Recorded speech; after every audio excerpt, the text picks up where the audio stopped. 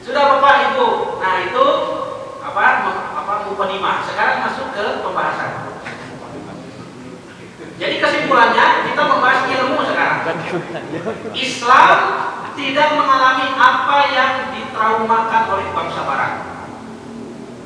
Makanya Bapak Ibu, alhamdulillah kita ini punya ilmu yang paripurna.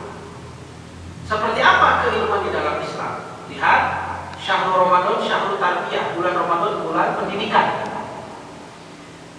Nabi Muhammad SAW kualitas ibadah di bulan Ramadannya bagus, makanya dijanjikan surga Firdaus. Karena target ini tercapai.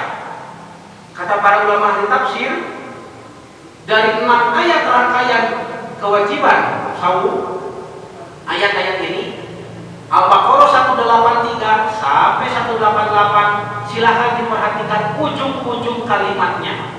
Disitulah Allah memberitahukan kepada kita apa yang Allah harapkan dari orang yang saum di bulan Ramadan.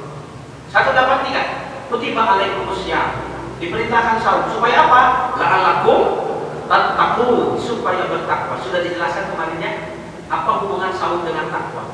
184, dulu ini tahun kedua di Madinah, pertama kali saum Ramadan, milih dulu, bisa memilih, wajib mukhayyar disebutkan, boleh pilih, yang mau saum, saum, yang tidak mau saum kasih makan orang miskin, dulu begitu. 184. Tapi kalau bapak dan ibu dulu ini ya, bukan sekarang tidak boleh pilih.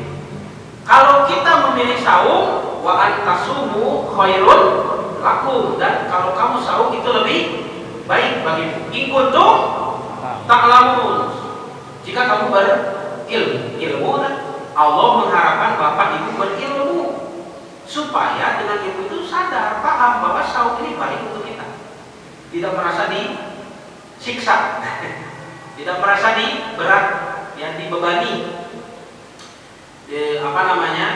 Saum itu nikmat. Tidak ada yang paling nikmat kecuali sedang lapar ini nikmat. Sekarang kabayang raos banyak. Kau kabayang tuangan jadi nikmat. Ada yang buka materi. Betul nikmatnya. Nuju bayang kimpang nikmatnya ya teh. Sagala di peser Pak. Pas maghrib dekat tuangnya. Berarti nikmatnya betul. Karena ketika makan itu nikmatnya terus berkurang. Sapiring raosnya 2 piring, sampai itu 1 piring pertama nikmatnya, 3 piring, terus dalam 4 piring, terus nikmat. Lu tadi lah bapaknya milari tuangan, kayak nama kabur dari makanan. Nah, bapak dan ibu yang dirahmati Allah. Jadi ilmu yang nomor 2, 3, 185 turun dengan ayat ini. Perubahan hukum, tadinya boleh pilih, sekarang tidak boleh pilih. Semuanya harus saum. Begitu. Imam Ibnu Katsir menjelaskan dalam tafsirnya, tafsir Ibnu Katsir. 185 wajib saum, kewajibannya secara mutlak sekarang. Syahrul Ramadan alladzi unzila fihil Qur'an dan seterusnya, wajib saum. Kenapa? Meningkatkan ibadah. Meningkatkan ibadah, meningkatkan syukur. Makanya ujung ayatnya la'alakum tashkuru, supaya kamu bersyukur. 186 si ayat yang unik. Ayatnya tentang doa, tapi terselip di antara rangkaian ibadah saum. Karena ketika saum kita disuruh banyak berdoa. Bapak minimal tiap buka dan sahur ada doanya. Ketika sedang saum begini, ini sinyalnya mantap. Kalau berdoa insya Allah diijabah. Apalagi nanti ketika berbuka saum ada doa yang tidak bisa ditolak. Nabi SAW mengatakan, Inna lisoimin inda fitrihi du'akun la turaddu. Sesungguhnya bagi orang yang saum ketika dia berbuka ada doa yang tidak ditolak. Lumawi buka teh ulah buka diseledemkeun. Bala-balana Bapak Ibu. Tapi doa deui, jadi batalkan saumnya, berdoa buka saum biasa. Lalu berdoa lagi, ya. Lebar saatul ijabah, saat ijabah doa. Karena kita sedang dalam kondisi disayangi Allah, sudah menahan makan minum hak hawa nafsu, bahkan pekerjaan-pekerjaan yang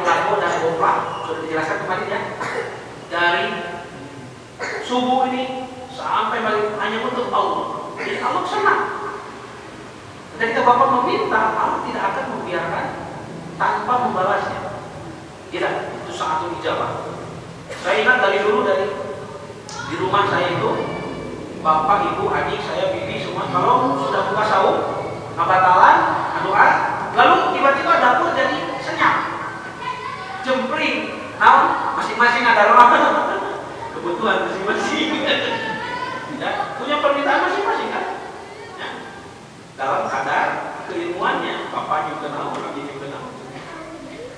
Nah, supaya bapak ibu banyak berdoa itu, supaya bapak ibu tersambung dengan keridhaan Allah. La'allahu yarshudun, supaya menjadi orang-orang yang selalu dalam petunjuk.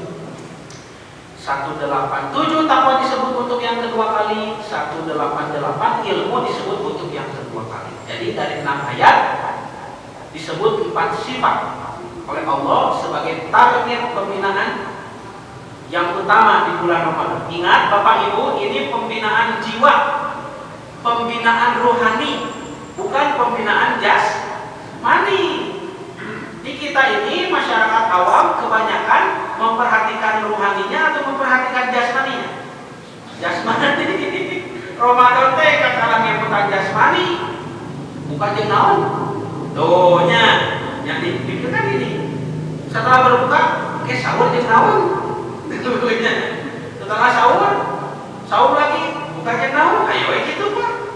Buka sarang naon, sahur sarang naon, buka sarang naon. Itu di ebutan teh. Sampai di akhir-akhir Ramadan, saya buka baju beduk.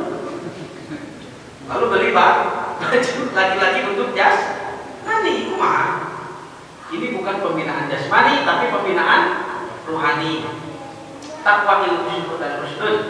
Takwa sudah dibahas. Sekarang kita bahas ilmu. Kalau cukup dengan syukur, ya, supaya nanti terakhir rusdun ini agak lumayan. Ilmu dulu. Tapi kurang sombong cekap. Ilmu Bapak Ibu, mana dalilnya? Ramadan harus meningkatkan ilmu. Satu, tadi Al-Quran surat Al-Baqarah 184. Itu yang pertama. Secara tersurat ada la'alakum in kuntum ta'lamun. Tafsirannya secara tersirat kata Imam Ibnu Katsir, Allah mengharapkan ilmu kita bertambah. Ini hadis yang justru menjelaskan secara gamblang bagaimana Rasulullah SAW bertadarus setiap malam-malam di bulan Ramadan bersama siapa? Bersama malaikat Jibril alaihissalam. Ani bin Abbasin radhiyallahu anhu dari Ibnu Abbas, semoga Allah meridhoi keduanya, meridhoi Abdullahnya dan meridhoi Abbasnya begitu. Kan Ibnu Abbas itu Abdullah bin Abbas. Jadi didoakan dua-duanya. Qala, ia berkata, karena Rasulullah sallallahu alaihi wasallam ajwadan nas. Rasulullah itu sallallahu alaihi wasallam ajwadan nas, orang yang paling lembut. Ajwad ini bentuk isim tafdil, bentuk am, artinya yang paling. Kabaro yukabiru artinya besar. Akbar paling besar. Ya, Hamidah yang madu hamdan pujian. Ahmad yang paling terpuji. Itu nama Rasulullah juga. Nabi itu bernama Ahmad, bernama Muhammad, sama. Nanti beda dialek saja. Jadi Rasul itu orang yang sangat lembut, tidak pernah marah. Kesehariannya sangat ramah. Tetapi kata Siti Aisyah, kalau ada yang melanggar aturan Islam, tidak ada yang bisa membendung kemarahan. Jadi Rasulullah marahnya itu pisurgaeun, Pak. Kalau marahnya itu pinarakaeun, arahnya dengan marah ini apakah beres atau masalah lebih rumit? Oh, lebih rongkah. Toh. Itulah makna hadis la taqdaw, jangan marah. Tapi kalau ada yang menghina Islam, menghina Allah, menghina Rasulullah, melanggar syariat hukum, Nabi marah di sini, marah pada tempatnya ini. Jangan dibalik. Sadi ditenggala, kurang mamanya. Begitu ada yang melanggar hukum Islam, hari-hari Dibalik, harusnya keseharian kita ramah. Ketika ada hukum Islam yang dilanggar, bapak galak gitu.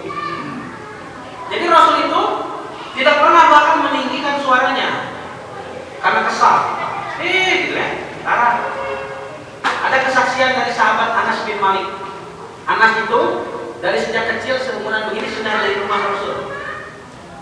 Babantos, jadi khodim. Ya, ngabantos wargi, ngabantos. Pernah satu hari Anas diminta oleh Nabi untuk mengambil barang. Ayo nama namanya, cipang namun ke kobeng, gitu. Model itu kata tani kesana.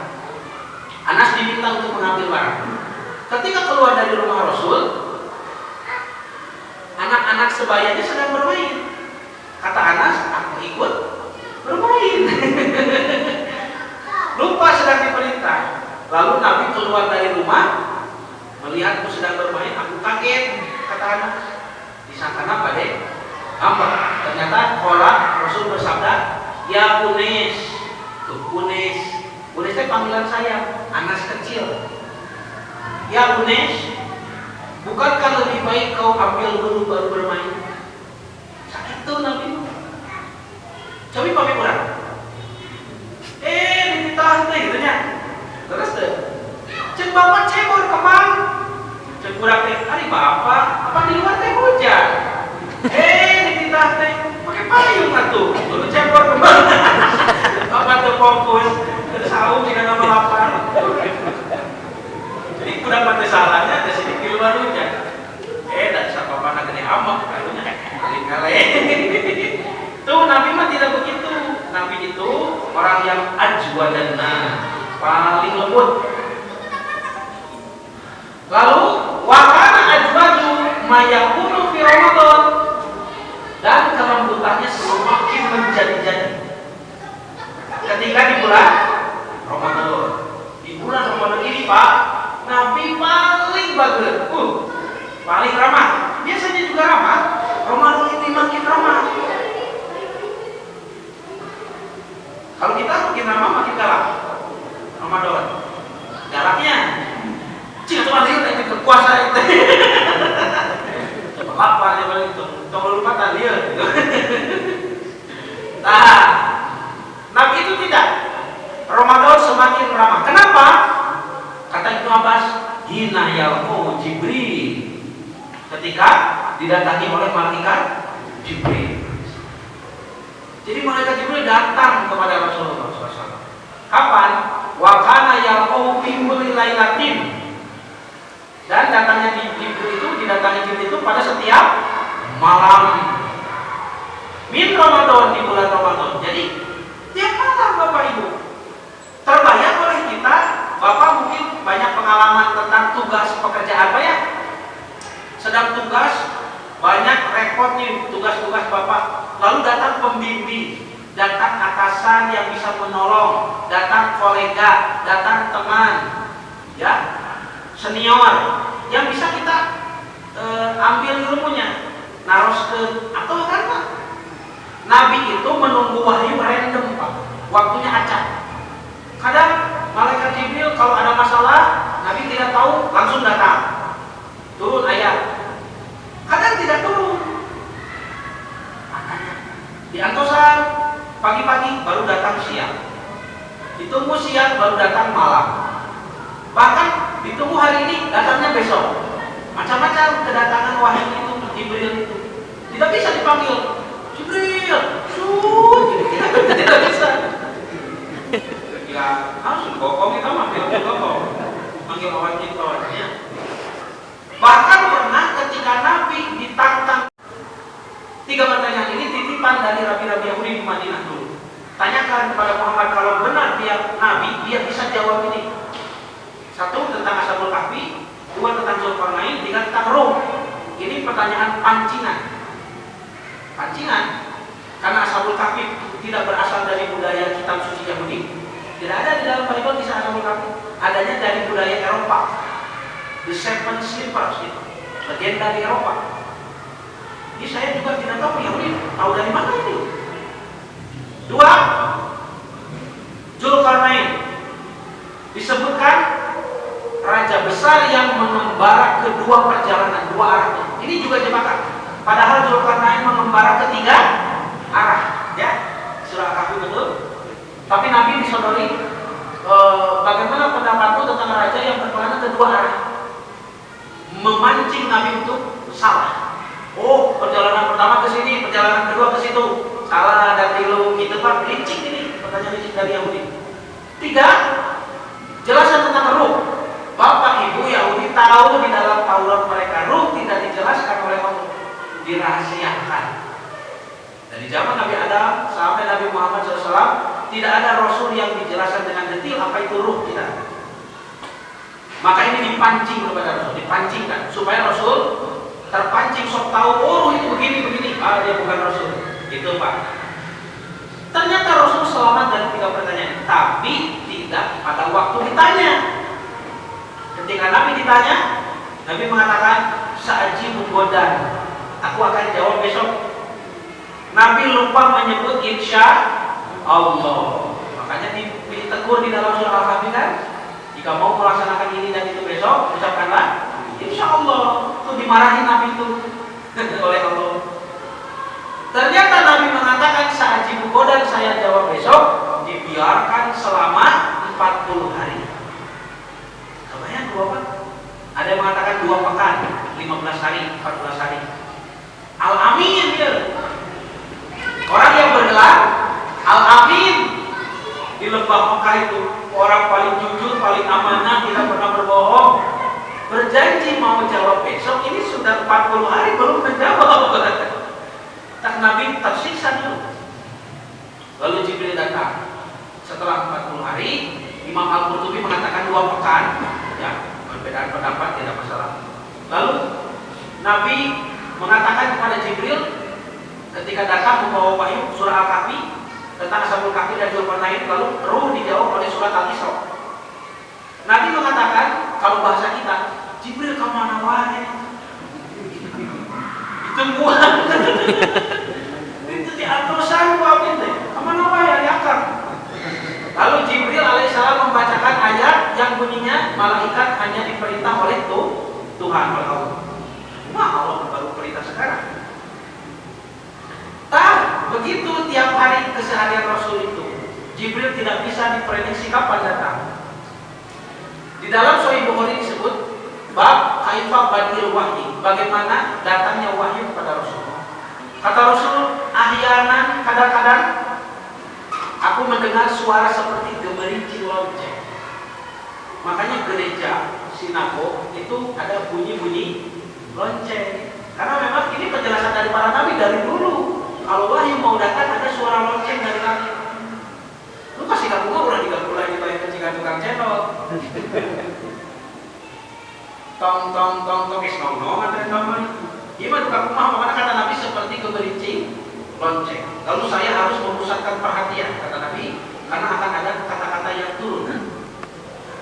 2, kadang-kadang wahyu itu turun langsung seperti di-download, seperti diunduh. Dan itu terasa berat sekali. Berat dalam arti hakiki. Berat jika akan besi.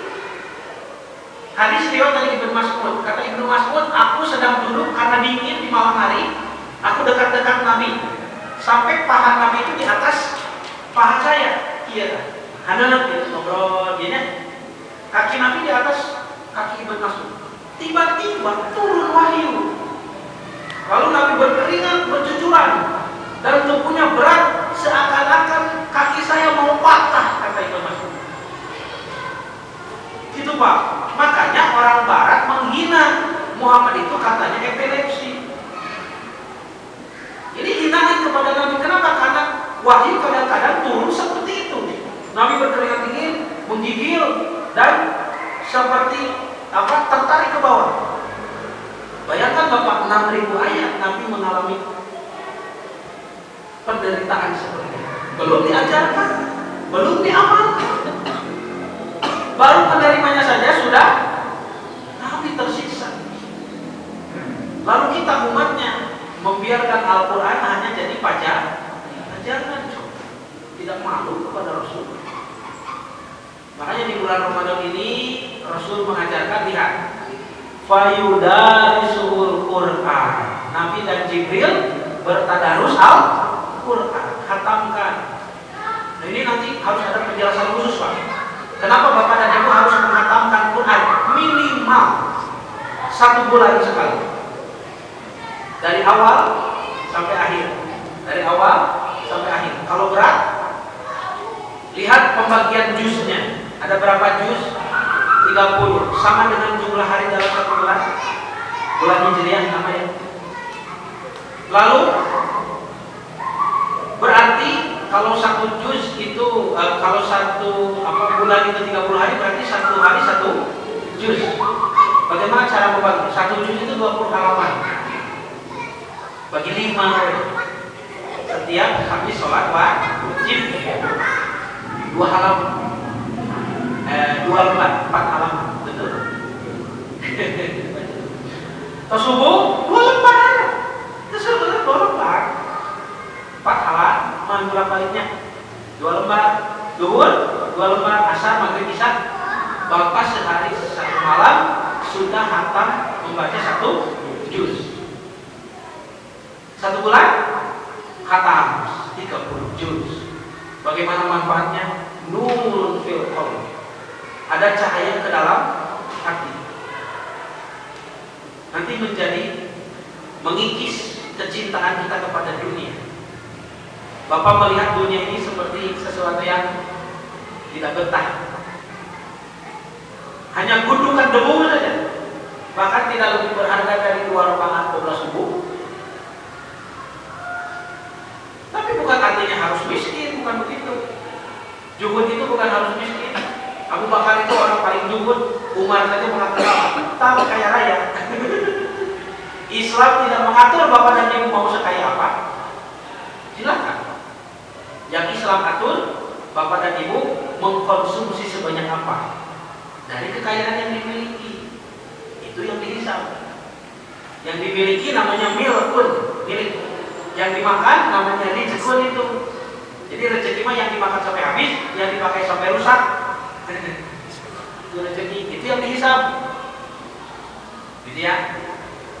Berarti rezeki itu harus bisa menyelamatkan dunia akhirat. Kalau tidak bisa memanagenya, lebih baik tidak punya. Makanya Nabi memilih untuk tidak punya. Tapi itu kesehariannya prihatin sekali. Untuk apa? Menjadi qudwah, menjadi uswah, contoh bagi umat. Karena rezeki itu, tolong disimak, ini agak sulit. Rezeki itu kalau sedikit saja tidak cukup, apalagi banyak. Coba kenapa? Ya jadi boleh juga banyak. Pas mereka beli dulu, pas sedikit dulu, tapi saya jadi lantar banyak. Rezeki itu duit, gitu. Jadi kalau sedikit tidak cukup, apalagi banyak. Bisa dipahami tidak kata-kata itu, Bapak Ibu? Mungkin dibalik cara Pak Ustaz, kalau diberi banyak tidak cukup, apalagi sedikit, itu maka hartosnya. Ini tidak sama-sama. Rezeki itu kalau diberi sedikit tidak cukup, apalagi banyak. Kalau sedikit dengan rezeki yang sedikit, Bapak Ibu tidak bisa menyelamatkan dunia akhirat. Apalagi rezeki yang habis saja dimakan. Contoh ya, rezeki itu kan macam-macam. Ilmu, umur, fisik, pasangan, turunan, harta benda, pangkat, jabatan, rumah, tetangga, itu rezeki semuanya. Kalau dipakai untuk ibadah namanya syukur kan gitu. Kita ambil contoh rezeki berupa harta benda, uang. Itu salah satu di antara bentuk rezeki, bukan satu-satunya rezeki ya. Uang misalkan kita punya 100.000, ada orang punya uang 100.000, lalu mau berinfak, mau meneladani siapa? Salman Al-Farisi 1/3, Umar bin Khattab 1/2, atau hampir seluruhnya Abu Bakar As-Siddiq. Tidak usah hampir seluruhnya, heset 1/3 kan lupa, enteng namanya. Infak, cari zakat, infak iman. Kan sodakoh ayat 2-nya. Sodakoh teh dari kata sodakoh artinya benar, bersikap dengan benar kepada harta. Yang pakai aturan persentasenya zakat, yang tidak pakai aturan infak. Ya, tapi zakat juga kadang suka disebut infak, jadi sama saja. Hanya kalau asal istilahnya begitu. Ya ini punya istilah, ya ini diatur persentasenya, ini tidak. Ini yang tidak infak. So, Salman Al Farisi dagang boboko, dagang nyiru, dulang, kayak kene kayak nyiru dulang. Itu kalau dagang di Madinah dapat 3 koin emas. 1 koin disedekahkan. 1 lagi untuk belanja modal besok. 1 lagi untuk istrinya Rosiko dapur. Itu Salman. Kata Nabi, surga merindukan Salman dengan infak seperti itu. Ini kita punya 100.000. Sepertiga dari 100.000 berapa? Ya 33.000-nya.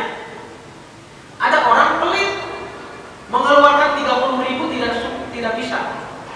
Ini 100.000 semuanya dimakan. Dia padahal hanya cuma 100.000, sudah pelit begitu, tidak bisa menyelamatkan dunia akhirat. Semuanya dimakan. Apalagi kalau punya 1 miliar. 1/3 dari 1 miliar 300 juta. Kalau aku 30.000 heses kita mah, bukan 200 juta. Tuh, rezeki itu kalau diberi sedikit saja tidak cukup, apalagi banyak. Makanya ini rahasia Bapak Ibu. Kenapa Abu Bakar As-Siddiq, Abdurrahman bin Auf, Utsman bin Affan radhiyallahu anhu, ini orang kaya kan? Dan harta itu memberatkan di akhirat. Tapi kenapa 3 orang kaya raya ini, kata Nabi, masuk surga tanpa hisab? Aneh itu Pak. Aneh lah, sipul mana tuh? Apa tengah berat dunia? Nabi badai ngatur itu Nabi di surah ke surah. Ya, Nabi tidak bawa apa-apa. Kata Nabi, ringankan bebanmu. Maksudnya sedekahkan harta itu. Sabilillah. Ini Abu Bakar, Abdurrahman bin Auf, Utsman bin Affan bukan miliarder lagi Pak, bilioner. Hartanya banyak, dekat tulungan. Bapak Ibu kan masih katulungannya. Itu dekat tulungan, benar. Abi ke sami, abi ke bunga, abi pilu kurma. Abi turunan Raden Abdi Binata di Majalaya. Bunghar Pak, 7 turunan. Kan abi turunan Kadalapan. Kalau bagi kita. Nah, jadi apa namanya?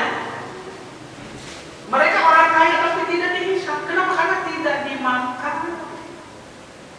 Mereka bilioner, miliarder tapi mengkonsumsi secukupnya. Sebatas terpenuhi kebutuhan basic need sudah. Kalau Abu Bakar hidup di zaman kita makan beras, berasnya sama dengan beras tetangga. Beras di warung, itu Abu Bakar mah. Makannya sama ya, di tukang sayur Jadi sebab sabunnya sabun asal bersih daki Sekarang mau ini sabun 2000-an. Sampun itu, acungnya lagi sapi. Itu Abu Bakar As-Siddiq radhiyallahu anhu. Tapi ketika Rasul memanggil periode dana ya, pembangunan masjid, kolontor, gitu Pak. Perang nih, butuh kuda sekian ribu. Lu Utsman bin Affan ngasih, Abu Bakar memberi, Abdurrahman bin Auf mengirim. Dengan kudanya, dengan pelananya, dengan senjatanya pun tuh orang teladan orang-orang kaya Pak ya. Jadi Bapak Ibu harus meneladani Abu Bakar, Utsman bin Affan, Abdurrahman bin Auf. Mulai konsumsi itu diminimalisir. Cepat saja. Saya dulu pernah melihat guru kami ngaji di hotel. Kiai Haji Usman Solihuddin, kalau Buya Harus sudah meninggal. Ustaz Usman diundang ke hotel, disuguhan kopi secangkir. Saya Ustaz ya, tahun 2009 lah, 2010. Saya masih belajar dulu di Gumuruh di Gatot Subroto, pesantren Nasibul Pasien. Kata Ustaz, ini kopi cina di hotel sabaraha ya kopi. Ustaz ingin tahu berapa harganya. Zaman dulu Pak 2009 ya, tidak seperti sekarang. Dilihat menu itu 15.000 secangkir. Dulu 2009 bensin seberapa banyak? Ya masih kene mira 2008 mah. Jarum coklatnya kita pakai 500 sesana. Jadi masih murah dulu. Bensinnya 5.000 teh kayak gitu. 2 liternya. Mau banyak. 2.500, 2.700 gitu. Ini kopi 15.000 masa cangkir. Eta Ustaz pas pulang ke rumah lalu bercerita kepada kami para santri, beliau mengatakan begini, apa tidak terasa terlalu mahal untuk secangkir kopi? 15.000 itu terlalu mahal. Itulah yang nanti celaka di hisaban itu. Makan kita seporsi berapa? Paling mun ayeuna 15.000, 20.000 terus mewah, Pak. Kalau mohon maaf ya, kan ada sekarang makanan itu yang harganya setinggi langit. Saporsinya sebarang, itu terlalu mahal. Bisa ada yang lain lebih bermanfaat. Itulah yang berat dihisab, begitu maksud saya. Jadi kalau bapak dan ibu siap dihisab tenanan, bapak masih siap dihisabnya tidak apa-apa, silakan. Tapi kalau ingin tahu apa rahasia Abu Bakar, Utsman dan Abraham bin Auf radhiyallahu anhum ajmain, mereka orang-orang kaya raya tapi tidak dihisab, ini rahasianya begitu ya. Jadi sanes pula, sanes mangga. Bapak mah cenah mentuang kedah sareng kambing guling, nah mangga we. Silakan.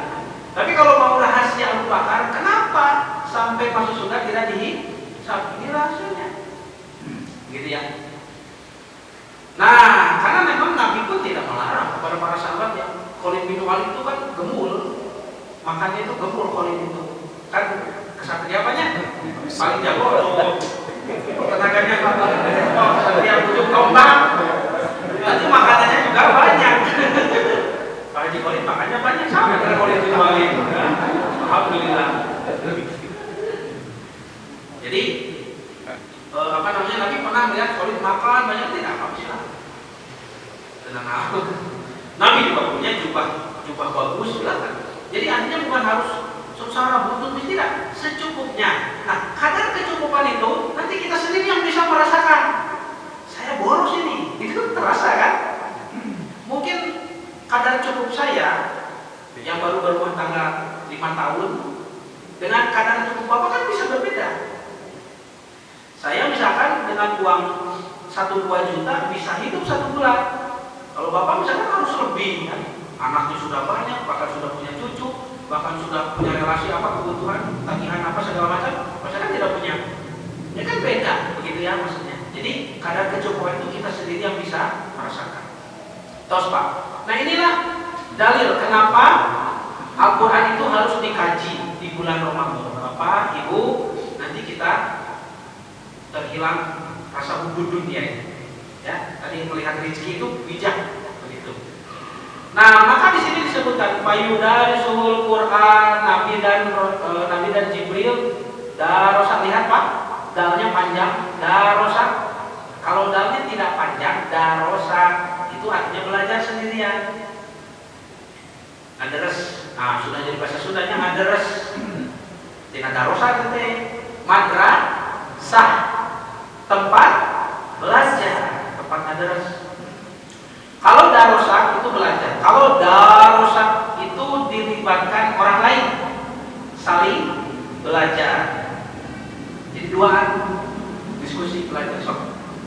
Doroba memukul, doroba sirik dongol kayak gitu Pak. Seling memukul tinju.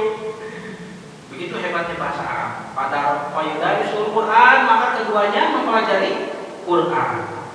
Kalau Rasulullah SAW ajwadu bil khair min narihil mursalat, dan Nabi ketika itu lebih lembut dari angin yang berhembus.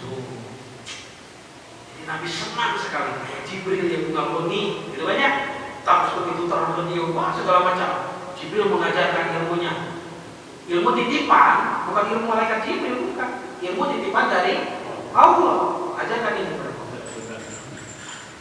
Sebenarnya kalau Al-Quran itu diturunkan, ya, misalnya di surat Al-Baqarah, apakah berturut-turut ayat 1, 2, 3, 1 ayat? Ya, baik. Kalau dicek waktunya, ya, baik. Bagus pertanyaannya. Nuzulul Quran. Penurunan Al-Quran, Bapak Ibu, ada 3 macam.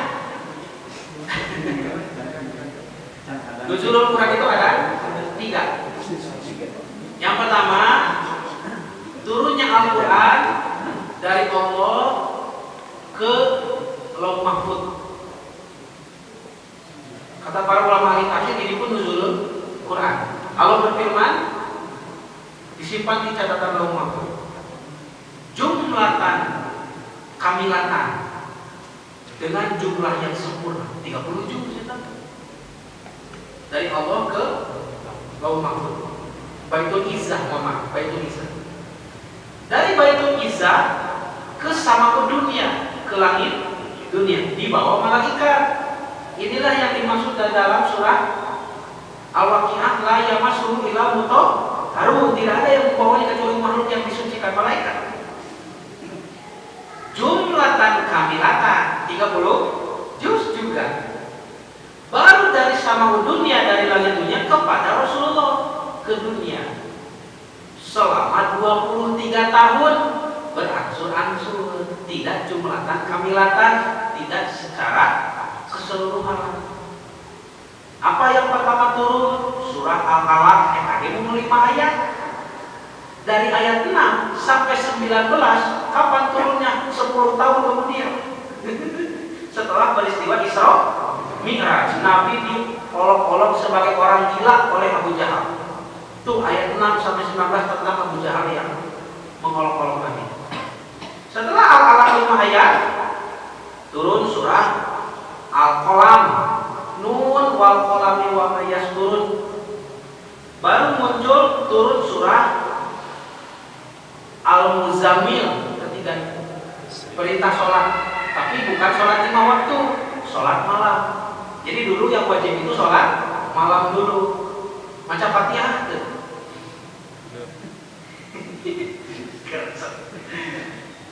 Kan sholat malam itu oleh surah Al-Muzammil, ya perintah sholat malam. Baca Al-Fatihah tidak? Kan Fatihahnya juga belum turun. Cicil Fatihah dan ayat. Terus Al-Muzammil, Al-Mudassir. Ku al-alaman Nabi diangkat jadi Nabi, ku al-Mudassir menjadi Rasul. Kum fa'andir, bangun beri peringatan, suruh berdakwah. Rasul itu Nabi yang punya umat. Tidak semua Nabi punya umat. Nabi Idris tidak ada umat, saking Rasul. Nabi Idris mah Nabi, Nabi Khidir, ya tidak punya Rasul, tidak punya umat, jadi bukan Rasul. Biasanya tidak punya kitab, tidak punya, ya. Dengan Al-Mudassir ini Nabi jadi Rasul. Setelah Al-Mudassir, disebut kita obatnya Al-Alaq, Al-Qalam, Al-Muzammil, Al-Mudassir. Kelima Al-Fatihah. Jadi Al-Fatihah itu kalau urutan turun posisinya kelima, kalau urutan mushaf pertama. Bapak Ibu kalau mau mengkaji seperti ini, saya undang ke pesantren kami Ibnu Hajar Pegeren Korma tiap hari Ahad jam 7 pagi-pagi di pesantren kami dibuka kajian umum. Silahkan datang. Kajian tafsir tartib nuzul, tafsir berdasarkan urutan turun kepada Nabi, dianalisa. Ini Nabi baru belajar apa? Dengan surat ini turun ini, kejadian ini turun ini, kejadian itu turun itu. Terlihat bagaimana training of trainer kepada Rasulullah. Di Mekah 13 tahun lawan bicara Allah itu di ayat itu kamu aja kamu. Muhammad, itunya kamu belum ada ayat ya ayyuhalladzina amanu belum. Kamu ya. Al-Alaq Iqra bacalah oleh kamu. So, Al-Muzammil qumil laila ila qalila. Bangun kamu di malam hari. Al-Mudassir qum fa'andir. Bangun kamu, beri peringatan oleh kamu. Kamu terus Pak. Nanti di Madinah eta ya ayyuhalladzina amanu. Itu Pak dia. Jadi di 13 tahun di Mekah dari surah Al-Alaq sampai surah Al-Mutaffifin. Itu terakhir di Mekah Al-Mutaffifin. Wailul lil mutaffifin. Lalu hijrah ke Madinah. Di perjalanan turun surah Al-Jumu'ah. Al-Jumu'ah turun di Nabi ketika sedang perjalanan dari Mekah ke Madinah. Baru diwajibkan sholat Jumat. Berarti di Mekah Jumatan tuh? Hah? Tidak ya. Karena baru diperintah ketika hijrah. Gitulah Pak ya. Jadi 23 tahun itu berdua. Coba Pak. Ya.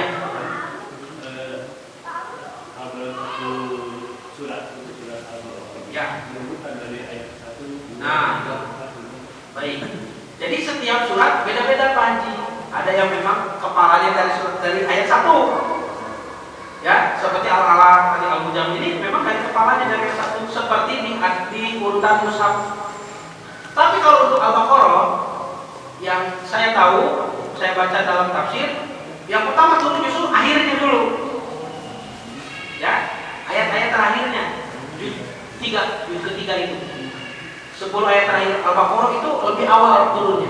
Justru Alif Lam Mim nanti turunnya itu kemudian. Begitu ya. Nah, yang menarik Bapak Ibu apa? 13 tahun di Mekah. Dari tahun pertama sampai tahun 10 peristiwa Isra Mi'raj. Nabi menerima kurang lebih 48 surah. 10 tahun 48 surah.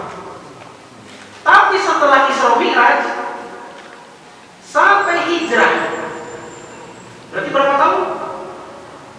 Kan di Mekah 13 tahun, Isra Mi'raj 10, berarti 3 tahun saja sebelum hijrah. Nabi menerima 45 surah dalam jarak hanya 3 tahun. Tadi masa 10 tahun 48. Nama 3 tahun 45. Berarti lebih banyak lebih sedikit? Lebih banyak. Setelah Isra Mi'raj itu wahyu turun sangat banyak sekali. Dianggap sudah mampu para sahabat itu. Apa yang membedakan sebelum Isra Mi'raj dengan setelah Isra Mi'raj? Apa yang membedakan? Isra Mi'raj itu bawa apa? Bawa perintah sholat 5 waktu, menggantikan hukum sholat malam. Jadi 10 tahun sholat malam wajib, diganti di tahun ke-10 dengan sholat 5 waktu. Dengan ini sholat malam jadi sunnah, ini yang wajib. Karena kita sudah punya sholat 5 waktu, Allah menganggap orang yang melaksanakan sholat 5 waktu kuat iman mental. Makanya sanggup menerima wahyu yang begitu banyak. Jadi kalau Bapak Ibu kita sudah rajin sholat, tapi masih bingung dengan masalah kehidupan, berarti kesalahan bukan pada layar televisi Anda. Ada masalah di sholat kita. Tapi saya yakin nanti sudah habis waktunya ya. Jangan pembahasan lagi. Ya, ilmu bagaimana? Ya, sudah berakhir. Mohon. Ya banyak lah. Nanti kenapa manusia disebut insan, insum, anas, bashar? Ya di dalam Quran itu kaitan dengan ilmu Bapak Ibu. Ya intinya ilmu di dalam Islam ada 2, sumber wahyu dan sumber dunia. Harus dipakai dua-duanya. Ya maka orang yang berhasil memadukan 2 jenis ilmu ini oleh Allah diberi gelarnya ulul albab. Orang yang beribadah zikir kepada Allah lalu berpikir, meneliti langit dan bumi itu. Zikir dulu baru mikir. Ibadah dulu baru penelitian. Makanya santri di kami kalau mau belajar kitab baru kata Ustaz bisa tuh udang jam 2 sok tahajud. Tos tahajud sok kali madrasah kita. Tuh. Jadi sujud dulu kepada Allah. Sang pemilik ilmu gitu ya. Bagaimana setelah mengkombinasikan pikir dengan pikir ini? Ilmu yang dihasilkan adalah Rabbana ma khalaqta hadza batila. Ini hasil ilmu dari ulul albab. Karakter ilmunya lihat Bapak Ibu. Rabbana ma khalaqta hadza batila. Ya Allah, tidak sama Engkau menciptakan ini. Aingan Homer itu haram. Oh, pantas Homer haram ya. Ternyata penelitian misalkan tingkat kriminalitas di Indonesia ini, para pelakunya kalau di persentase penyebabnya yang paling tinggi adalah di bawah pengaruh alkohol. Tuh, ini betul nih. Mana kholat tahajud lagi? Oh, pantas saja babi itu haram. Ternyata menurut ilmu genetika, hewan yang kita makan sifat-sifatnya melekat di dalam tubuh manusia. Makanya umat Islam benci kambing, lalu makan kambing. Lihat kambing domba-domba itu Pak, baris, jinak, itu kambing. Ya, kenapa tidak boleh makan babi? Banyak alasannya, hikmahnya banyak. Dari mulai sisi kesehatan, sisi psikis, ya, akhlak. Babi itu bapak ibu beda dengan ayam. Ayam kalau dikurung jantan dengan betina kan pasti kawin. Sekarang jantannya dikasih dua jantan satu betina. Ayam itu bertengkar dulu. Dia bertengkar memperebutkan betina. Kalau babi masukkan 2 jantan satu betina, digalai kedua kan. Si betinanya itu dikawini oleh rame-rame oleh berdua. Makanya perhatikan oleh bapak dan ibu, tingkat zina, perzinahan paling tinggi itu selalu di negara-negara yang konsumsi daging babinya tinggi. Itu di Jepang, tiada hari tanpa babi. Saya dulu di Jepang. Saya tanya kepada perempuan yang sudah menikah, namanya si Kono, kawasan Damang Sasarna, Kono-san, kan di Jepang ini banyak prostitusi ini legal. Kak prostitusi deh pak, jajan kepada wanita ya, pezina. Jika orang mendekat tempat cukur rambut, bapak pada dicukur rambut, pada di paras, mana weh gitu, dah cukur lah, gitu pak. Gitu pak. Saya tanya kepada perempuan Jepang itu, bagaimana kalau suami anda berkunjung ke tempat seperti itu? Jawabannya tidak bisa diperkirakan. Kaget saya dengan jawaban. Dia katakan, itu kan hanya main-main saja. Selama dia pulang ke rumah saya tidak jadi masalah. Innalillahi wa inna ilaihi raji'un. Kemana budaya cemburu? Ya, itu tidak ada. Sebabnya Dayus mau tidak marah ketika pasangan kita mengumbar aurat, berzina dan segala. Itulah ya. Jadi semuanya dikaji. Subhanaka, kagum kepada Allah, fakina ada benar, takut. Ini ciri ulul albab. Ilmunya setuju dengan apa yang Allah tetapkan, takjub dan takut sedaya.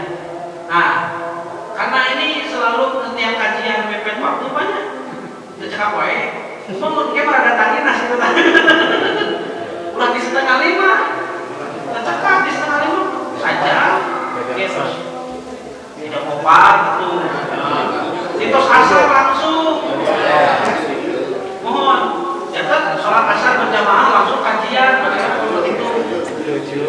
Itu bapak ibu. Setuju. Kami tidak setuju.